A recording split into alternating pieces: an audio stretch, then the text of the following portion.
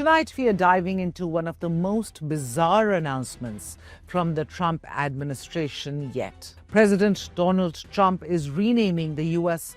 Department of Defense as the Department of War. Yes, you heard that right. The announcement, which had been in the works for weeks, came 48 hours after China rolled out a spectacular military parade showcasing impressive advances in hardware that clearly rattled Washington. Trump maintains that the U.S. is still ahead of China in its capabilities, but the renaming was necessary because defense is, well, too defensive. Is this just optics or there's more? Let's dive in.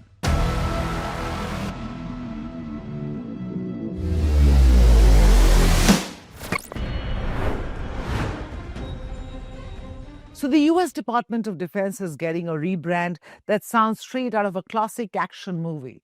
Trump insists the name Department of War has a stronger sound, and by stronger he means more bombs and less "let's hug it out." Trump, in his own style, explained it's something like this. Changing the name of the Department of Defense to the Department of War. Because, you know, we won World War I, World War II, everything in between and everything in front of it. It was called Department of War. And then we went woke after the Second World War, incredible victory, and we said, let's change it to defense. And look, war means something. It means we're not going to have any problems. We don't want problems with people. And I've kept us out of wars. I've solved wars. But the way you solve wars is through strength. And that's what we are. We make the best equipment in the world. We have the best soldiers. We have the most powerful military anywhere in the world.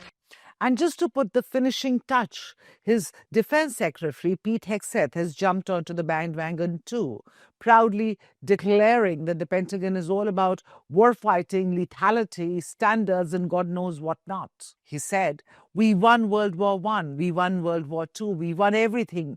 We want to be defensive, but we want to be offensive too if we have to be."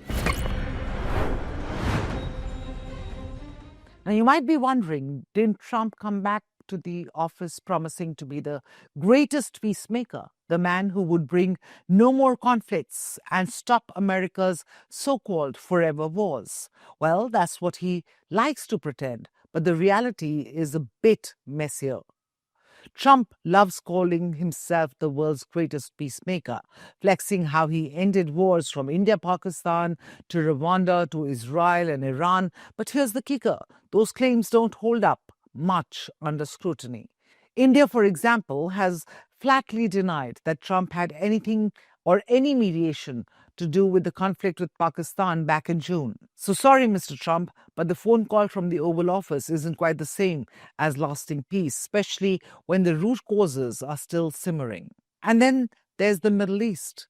Trump's policies have undoubtedly escalated tensions there, not quelled them. When Israel launched attacks on Iran in June, the US president initially claimed he was not involved. But just days later, American B-2 bombers joined the battle, striking Iran's nuclear sites. Peaceful peacemaker? Well, not quite. More like the cunning warmonger. Meanwhile, in Ukraine and Gaza, Trump's so-called peace efforts have completely fallen flat. Instead of ending the wars, he seems to be prolonging them, and his diplomacy looks more like photo ops. So in whole, Trump's peace agenda is a bit like a movie trailer that promises a blockbuster but ends up flopping on the big screen.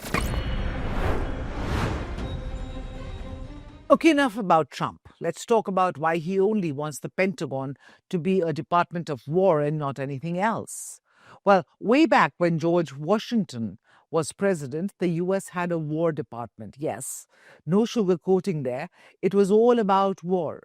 Then, after World War II, President Harry Truman reorganized the military structure in 1947, combining the Army, Navy, and the newly independent Air Force under one umbrella. In 1949, Congress officially changed the name to the Department of Defense to sound a little less aggressive and a bit more polite to the world. Well, the idea was that America should be defensive, protecting its interests, not constantly gearing up for war.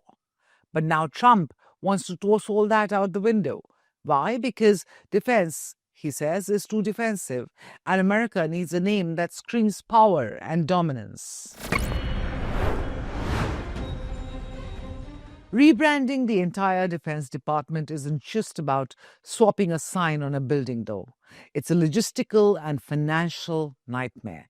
We're talking about millions, possibly billions of dollars to change everything from letterheads to military base signs around the world. Meanwhile, the Pentagon budget is always under scrutiny for waste and overspending. So here's a question.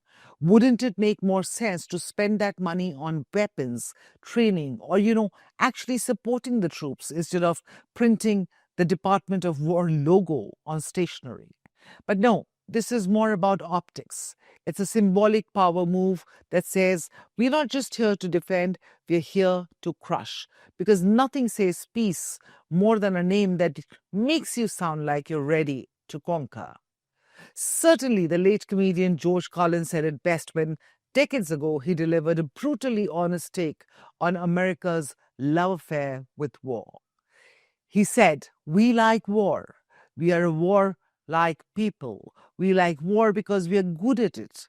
You know why we are good at it? Because we get a lot of practice. This country is only 200 years old, and already we've had 10 major wars. We average a major war every 20 years in this country, so we're good at it. And it's a good thing we are. We're not very good at anything else anymore." That's what he said. Harsh, but painfully true. Carlin's commentary reminds us that the Department of Defense isn't just a bureaucratic agency, it's a monster haunting the world, which more often than not ends up flaring up global conflicts.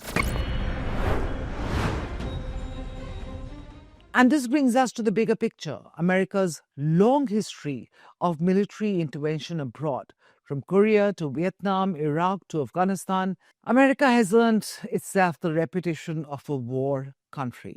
The US has been involved in conflicts in nearly every corner of the world for several decades now, and it continues to do so. Seems like the Trump administration isn't about making America safer or promoting peace. It's about power, image, and a certain nostalgia for a more kick-ass America, even if the world has moved on. So whether you see it as a cool rebranding or a dangerous step back to history, one thing's for sure. The Department of War is a name that comes with a lot of baggage.